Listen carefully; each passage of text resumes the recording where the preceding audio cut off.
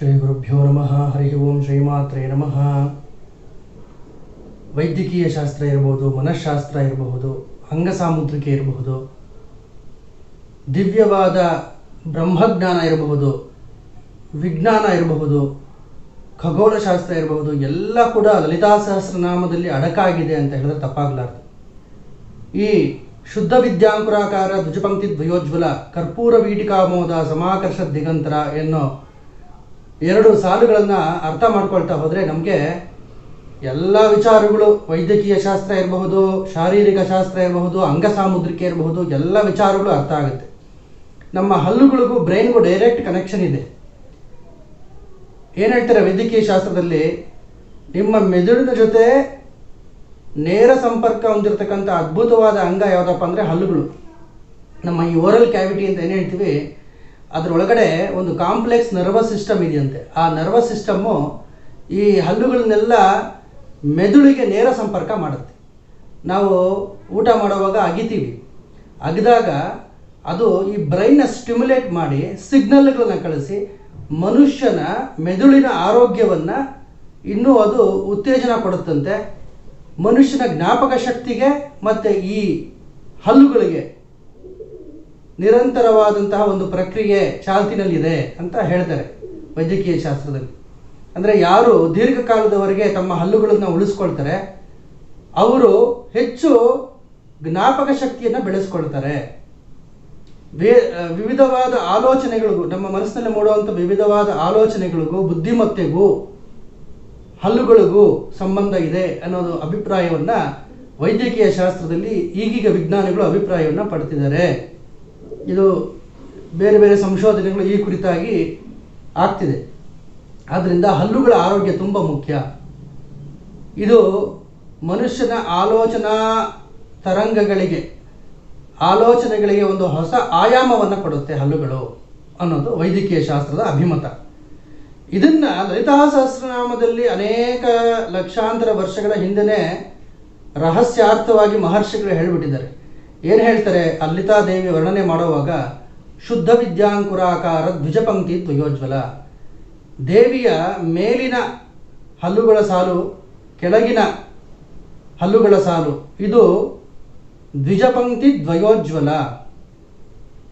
ದ್ವಿಜ ಅನ್ನೋ ಶಬ್ದಕ್ಕೆ ಸಂಸ್ಕೃತದಲ್ಲಿ ಎರಡನೇ ಸಾರಿ ಜನನವನ್ನು ತಗೊಂಡಿರೋದು, ಎರಡನೇ ಸಾರಿ ಹುಟ್ಟಿರೋದಕ್ಕೆ ದ್ವಿಜ ಅಂತಾರೆ. ಇಲ್ಲಿ ಹಲ್ಲುಗಳನ್ನು ದ್ವಿಜ ಶಬ್ದದಲ್ಲಿ ಕರೆದಿದ್ದಾರೆ. ಅಂದರೆ ಮನುಷ್ಯನಿಗೆ ಒಂದು ಸಾರಿ ಹುಟ್ಟಿ ಬಿದ್ದು ಮತ್ತೆ ಹುಟ್ಟುವಂಥ ವಿಚಿತ್ರವಾದ ಅಂಗ ಅಂದರೆ ಹಲ್ಲೆ.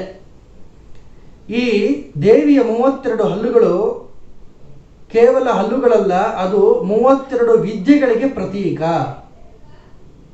ಷೋಡಶಿ ವಿದ್ಯೆಯಲ್ಲಿ 32 ವಿದ್ಯೆಯ ಆಯಾಮಗಳಿದೆ.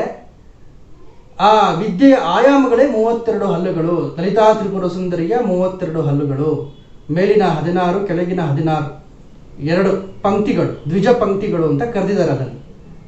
ಆ ದ್ವಿಜ ಪಂಕ್ತಿಗಳು 32 ವಿದ್ಯೆಗಳಿಗೆ, 32 ದೀಕ್ಷಾತಂತ್ರಗಳಿಗೆ ಪ್ರತೀಕ. ಆ ದೇವಿಯ ಆ 32 ಹಲ್ಲುಗಳು ಏನನ್ನ ಬೋಧನೆ ಮಾಡ್ತಿದೆ ಅಂದರೆ ಶುದ್ಧ ವಿದ್ಯೆಯನ್ನು ಬೋಧನೆ ಮಾಡ್ತಿದ್ದಂತೆ. ಶುದ್ಧ ವಿದ್ಯೆ ಅಂದರೆ ಏನು? ವಿದ್ಯೆಯಲ್ಲಿ ಶುದ್ಧ ವಿದ್ಯೆ, ಅಶುದ್ಧ ವಿದ್ಯೆ ಅಂತ ಇದೆಯಾ ಅಂತ ನೀವು ಪ್ರಶ್ನೆ ಕೇಳಬಹುದು. ಶುದ್ಧ ವಿದ್ಯೆ ಅಂದರೆ ಜೀವ ಮತ್ತು ಈಶ್ವರ ಇವರಿಬ್ಬರೂ ಒಂದೇ, ಜೀವನಿಗೂ ಶಿವನಿಗೂ ಭೇದವಿಲ್ಲ ಅಂತಕ್ಕಂಥ ಅಭೇದ ಜ್ಞಾನ, ಇವರಿಬ್ಬರ ಐಕ್ಯತೆಯನ್ನು ಸೂಚಿಸುವಂಥ ಜ್ಞಾನ. ಈ ಜೀವೇಶ್ವರ ಐಕ್ಯ ಜ್ಞಾನ ಬಂದ ಕೂಡಲೇ ಅಲ್ಲಿಗೆ ಜೀವಿ ಅನ್ನೋನು ಮುಕ್ತನಾಗ್ತಾನೆ. ನಾನು ಜೀವ ಅಲ್ಲ, ನಾನು ಶಿವ ಅನ್ನೋ ಭಾವನೆ ಅವನಿಗೆ ಅಂತರಂಗದಲ್ಲಿ ಸ್ಫುರಣೆಯಾಗಿ ಆ ಬ್ರಹ್ಮಾನುಭವ ಅವನಿಗೆ ಬಂದು ಕೂಡಲೇ ಅವನು ಮುಕ್ತನಾಗ್ತಾನೆ. ಇದು ಬ್ರಹ್ಮವಿದ್ಯೆ, ತುಂಬ ಕಠಿಣವಾದಂಥ ವಿದ್ಯೆ, ಅತ್ಯುನ್ನತವಾದ ಕೊನೆಯ ಒಂದು ಮುಕುಟಪ್ರಾಯವಾದಂಥ ವಿದ್ಯೆ ಅಂತ ಹೇಳ್ಬೋದು.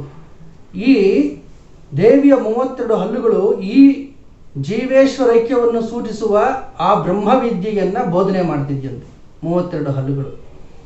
ಮತ್ತು ಇದನ್ನು ದತ್ತಾತ್ರೇಯ ಸಂಹಿತೆಯಲ್ಲಿ ಕೂಡ ಹೇಳಿದ್ದಾರೆ. ಅಂದರೆ ಶುದ್ಧ ವಿದ್ಯೆ ಅಂದರೆ ಯಾವುದಪ್ಪ ಅಂತ ಹೇಳಿದ್ರೆ, ನಾನು ಯಾರು ಅಂತ ಮನುಷ್ಯನಿಗೆ ಒಂದು ಅರಿವು ಉಂಟಾಗುತ್ತೋ, ನಾನು ಯಾರು ಅಂತಕ್ಕಂಥ ಅರಿವು, ಅದೇ ಶುದ್ಧ ವಿದ್ಯೆ. ದೇವಿಯ 32 ಹಲ್ಲುಗಳು ಆ ಶುದ್ಧ ವಿದ್ಯೆಯನ್ನು ಬೋಧನೆ ಮಾಡ್ತಿದೆ.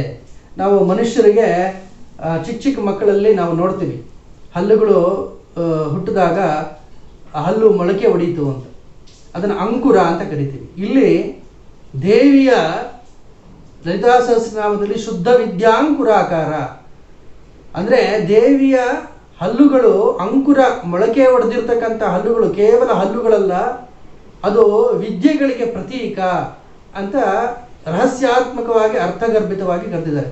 ವೈದ್ಯಕೀಯ ಶಾಸ್ತ್ರ ಏನು ಹೇಳುತ್ತೆ? ನಿಮ್ಮ ಹಲ್ಲುಗಳು ಒಂದು ನರ್ವಸ್ ಸಿಸ್ಟಮ್ ಮೂಲಕ ಬ್ರೈನ್ಗೆ ಕನೆಕ್ಟ್ ಆಗಿದೆ. ಇದು ಮನುಷ್ಯನ ಆಲೋಚನೆಯನ್ನು, ಬುದ್ಧಿಮತ್ತೆಯನ್ನು, ಸ್ಮರಣಶಕ್ತಿಯನ್ನು ನಿಯಂತ್ರಣ ಮಾಡುತ್ತೆ. ನೋಡಿ ಒಂದಕ್ಕೊಂದು ಹೇಗೆ ಸಂಬಂಧ ಇದೆ. ಎರಡನೇ ಸಾಲ ಏನು ಹೇಳುತ್ತೆ? ಕರ್ಪೂರ ವೀಟಿಕಾ ಮೋದ ಸಮಾಕರ್ಷ ದಿಗಂತರ. ಈ 32 ಹಲ್ಲುಗಳು, ಶುದ್ಧ ವಿದ್ಯೆಗೆ ಪ್ರತೀಕಗಳಾದಂತಹ 32 ಹಲ್ಲುಗಳಿಂದ ದೇವಿ ಏನು ಮಾಡ್ತಿದ್ದಾಳೆ? ಕರ್ಪೂರ ವೀಟಿಕೆ ಅಂದರೆ ಬೀಡ ಅಂತ ನಾವು ಹಿಂದಿನಲ್ಲಿ ಕರಿತೀವಿ, ಸಂಸ್ಕೃತದಲ್ಲಿ ಅದನ್ನು ವೀಟಿಕ. ಆ ವೀಟಿಕನೇ ಅಪಭ್ರಂಶವಾಗಿ ಬೀಡ ಅಂತ ಆಗಿದೆ. ಆ ಕರ್ಪೂರ ವೀಟಿಕೆ, ಆ ಬೀಡಾದಲ್ಲಿ ಏನೇನು ಹಾಕಿರ್ತಾರೆ?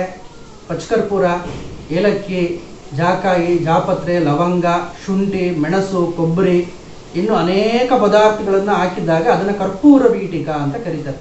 ಇದು ಮನುಷ್ಯನ ಬಾಯಿಯ ದುರ್ಗಂಧವನ್ನು ಹೋಗಲಾಡಿಸಿ ಬಾಯಿಯ ಆರೋಗ್ಯಕ್ಕೆ, ಜೀರ್ಣಶಕ್ತಿಗೆ ಸಹಕಾರ ಕೊಡ್ತಕ್ಕಂಥ ಒಂದು ಆಯುರ್ವೇದದಲ್ಲಿ ಹೇಳಲ್ಪಟ್ಟಂಥ ಒಂದು ವೈದ್ಯಕೀಯ ಪದ್ಧತಿ ಈ ತಾಂಬೂಲ ಚರ್ವಣ ಅನ್ನೋದು. ಅದನ್ನು ಹೊಗೆ ಸೊಪ್ಪು ಹಾಕೊಂಡು ತಿನ್ನೋದು ಅದು ಇತ್ತೀಚೆಗೆ ರೂಢಿ ಬಂದಿರುವಂಥ ಒಂದು ವಿಧಾನ. ಆದರೆ ಆರೋಗ್ಯಕರವಾದ ಪದ್ಧತಿಗಳಲ್ಲಿ ಈ ಜಾಕಾಯಿ, ಜಾಪತ್ರೆ, ಏಲಕ್ಕಿ ಇದನ್ನೆಲ್ಲ ಬಳಸಿ ತಾಂಬೂಲ ಚರ್ವಣವನ್ನು ಮಾಡುವಂಥ ಪದ್ಧತಿ ಇತ್ತು. ಲಲಿತಾ ತ್ರಿಪುರ ಸುಂದರಿ ಆ ತಾಂಬೂಲ ಚರ್ವಣವನ್ನು ಮಾಡ್ತಿದ್ದಾಳೆ. ಕರ್ಪೂರ ವೀಟಿಕಾ, ಪಚ್ಚ ಕರ್ಪೂರದಿಂದ ತಯಾರಿಸಲ್ಪಟ್ಟ ಆ ಕರ್ಪೂರ ವೀಟಿಕೆಯನ್ನು ಬಾಯಲ್ಲಿ ಹಾಕ್ಕೊಂಡು, ಅದು ಯಾವ ರೀತಿ ಇದೆ? ಕರ್ಪೂರ ವೀಟಿಕಾ ಮೋದ ಸಮಾಕರ್ಷ ದಿಗಂತರ. ಅದನ್ನು ನೋಡೋದಕ್ಕೆ ಒಂದು ಆನಂದ. ದೇವಿ ತಾಂಬೂಲ ಚರ್ವಣವನ್ನು ಮಾಡ್ತಿದ್ರೆ ಆ ತಾಂಬೂಲದ ಪರಿಮಳ ಸಮಾಕರ್ಷ ದಿಗಂತರ, ದಿಕ್ಕುಗಳಿಗೂ ಆ ತಾಂಬೂಲದ ಪರಿಮಳ ವ್ಯಾಪಿಸಿ ಅವ್ರನ್ನೆಲ್ಲ ಆಕರ್ಷಣೆ ಮಾಡ್ತಿದೆ, ದಿಕ್ಪಾಲಕರನ್ನು ಕೂಡ ಆಕರ್ಷಣೆ ಮಾಡ್ತಿದೆ ಅಂತ. ಅಂದರೆ ಆ ಪರಿಮಳ ಅಲ್ಲಿವರೆಗೂ ವ್ಯಾಪಿಸಿದೆ ಅಂತ. ಇದರ ಗೂಢಾರ್ಥ ಏನು? ಭಕ್ತರ ವಿಷಯಾಸಕ್ತಿ ಅಂತಕ್ಕಂಥ ತಾಂಬೂಲವನ್ನು ತಾನು ಬಾಯಿನಲ್ಲಿ ಹಾಕ್ಕೊಂಡು ಶುದ್ಧ ವಿದ್ಯೆಗಳೆಂಬ ತನ್ನ ಹಲ್ಲುಗಳಿಂದ ಅದನ್ನು ಅಗಿದು ಚೂರ್ಣ ಮಾಡುತ್ತಾ ಬ್ರಹ್ಮಾನಂದವೆಂಬ ಪರಿಮಳವನ್ನು 4 ದಿಕ್ಕುಗಳಿಗೂ ಪಸರಿಸಿ ದೇವತೆಗಳಿಗೂ ಕೂಡ ಆಮೋದವನ್ನು, ಸುಖವನ್ನು, ಶಾಂತಿಯನ್ನು, ಅದ್ಭುತ ರಸವನ್ನು, ಆನಂದ ರಸವನ್ನು ಕೊಡ್ತಿರೋಳು ಲಲಿತಾ ಮಾತೆ ಅಂತಕ್ಕಂಥ ಅರ್ಥವನ್ನು ಮಹರ್ಷಿಗಳು ಇಲ್ಲಿ ಹೇಳಿದ್ದಾರೆ. ಅನೇಕ ಜನ ಅವಧೂತರು ಕೂಡ ನಿರಂತರ ತಾಂಬೂಲ ಚರ್ವಣವನ್ನು ಮಾಡ್ತಿರ್ತಾರೆ.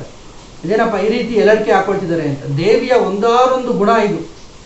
ಅಂದರೆ ಈ ಶಾಕ್ತರಲ್ಲಿ, ಈ ಶ್ರೀಚಕ್ರ ಆರಾಧನೆ ಮಾಡ್ತಕ್ಕಂಥ ಸಂಪ್ರದಾಯದಲ್ಲಿ, ಲಲಿತೋಪಾಸಕರಲ್ಲಿ ತಾಂಬೂಲ ಚರ್ವಣ ಗುಣ ಅವ್ರು ಬೇಡ ಅಂದರೂ ಬಂದುಬಿಡುತ್ತೆ ಅವರಿಗೆ. ದೇವಿಯ ಒಂದಾರೊಂದು ಗುಣಗಳಲ್ಲಿ ಇದು ಒಂದು. ಇದು ಎಲ್ಲರ ಕೈಲೂ ಸಾಧ್ಯ ಇಲ್ಲ. ನಮ್ಮ ಗುರುಗಳು ಬೆಳಗೂರಿನ ಬಿಂದು ಮಾಧವ ಸದ್ಗುರುಗಳು ನಿರಂತರ ತಾಂಬೂಲ ಚರ್ವಣವನ್ನು ಮಾಡೋರು. ಬೇರೆ ಯಾರಾದರೂ ಆಗಿದ್ದರೆ ಅವರಿಗೆ ಆ ಸಾಮರ್ಥ್ಯ ಇರ್ತಿರ್ಲಿಲ್ಲ. ಎಷ್ಟೋ ಜನ ವೈದ್ಯರೇ ಅಚ್ಚರಿಪಟ್ಟಿದ್ದಾರೆ ಅವ್ರು ತಾಂಬೂಲ ಹಾಕೊಳ್ಳೋದನ್ನು ನೋಡಿ. ಲಕ್ಷತ್ರದಲ್ಲಿ ರಾಯರು ಅಂತಿದ್ರು, ಅವ್ರು ನಿರಂತರವಾಗಿ ತಾಂಬೂಲವನ್ನು ಹಾಕೊಳ್ಳೋರು.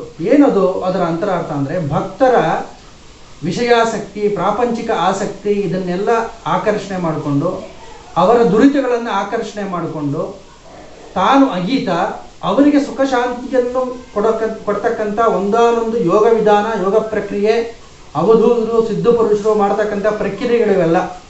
ಅದನ್ನು ದೇವಿ ಇಲ್ಲಿ ಮಾಡ್ತಿದ್ದಾರೆ ಲಲಿತಾ ತ್ರಿಪುರ ಸುಂದರಿ ಅಂತಕ್ಕಂಥ ಮಾತನ್ನು ಹೇಳ್ತಾರೆ. ಹೀಗೆ ಲಲಿತಾ ಸಹಸ್ರನಾಮದಲ್ಲಿ ಬರ್ತಕ್ಕಂಥ ವಾಕ್ಯಗಳನ್ನು ನಾವು ಖನನ ಮಾಡ್ತಾ ಹೋಗ್ತಾ ಅನೇಕ ಗುಪ್ತ ನಿಧಿಗಳು ಮೇಲ್ಗಡೆ ಬರುತ್ತೆ. ಆದ್ದರಿಂದ ಅರ್ಥ ತಿಳ್ಕೊಂಡು ಅದನ್ನು ಉಚ್ಚಾರಣೆ ಮಾಡಿದ್ರೆ ದೇವಿಗೆ ಅತ್ಯಂತ ಹತ್ತಿರವಾಗ್ತೀವಿ.